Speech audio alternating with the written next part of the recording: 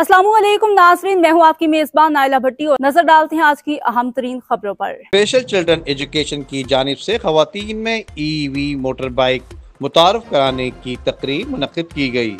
Doctor Nadeem Siddiqui ने इस project को वक्त की अहम जरूरत करार दिया, जबकि इनका कहना था कि पाकिस्तान में 567 औरतों को वर्किंग वुमेन बनाकर ही हम मुल्क को तरक्की की राह पर गामजन कर सकते हैं। आज जनाब हमारे sports as a sports coordinator EV electronic bike को इंट्रोड्यूस करने का हमने प्रोग्राम किया है और इसके अंदर हमारा पैगाम ये है कि ईवी बाइक जो है, जो आप लोग देख रहे होंगे, हुकूमत भी प्रमोट कर रही है और एनजीओज़ और हम लोग भी प्रमोट कर रहे हैं कि ख़वातीन के अंदर ईवी बाइक का शौक़ पैदा करना और उन्हें सिखाना, उनमें शऊर पैदा करना, जिसकी वजह यह है कि हमारे मुल्क में 56% 56% ख़वातीन जो अपने घरों में बैठी हुई हैं, टाइम वेस्ट कर रही हैं।